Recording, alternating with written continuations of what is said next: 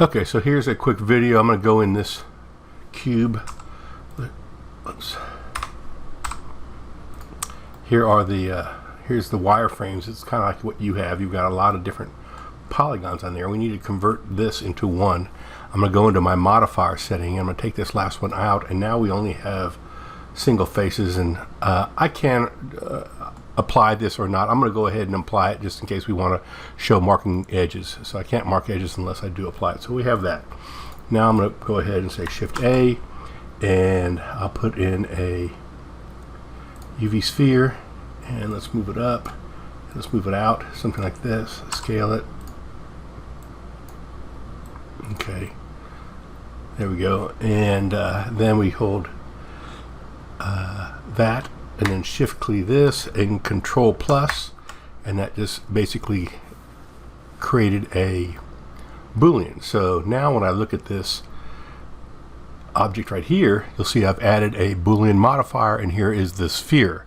So with that selected, let's go ahead and apply it also. Now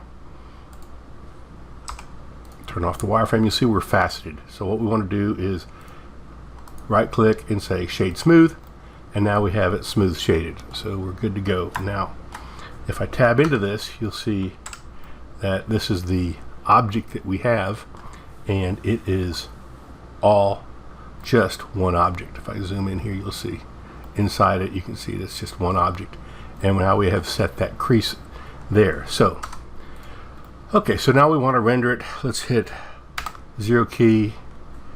I'm going to go ahead and lock camera to view, move this in like this.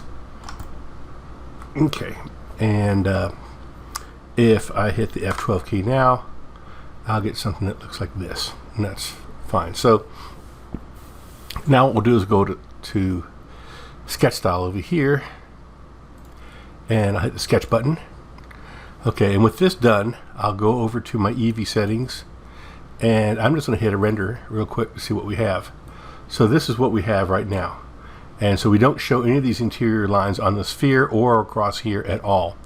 So let's close that out, and next what we're going to do is we are going to change the thickness of the heavy one to 2 and alpha to 1, and this is 1 and alpha 1. Now when we do this render, you'll see that we have got set of heavy line weights going on. So there we have that. So now let's go into the 1, 2, 3, 4 fourth tab here, and you'll see that we have these three selected. I'm going to turn off edge mask, and this crease angle I'm going to set to 145, and that's really it.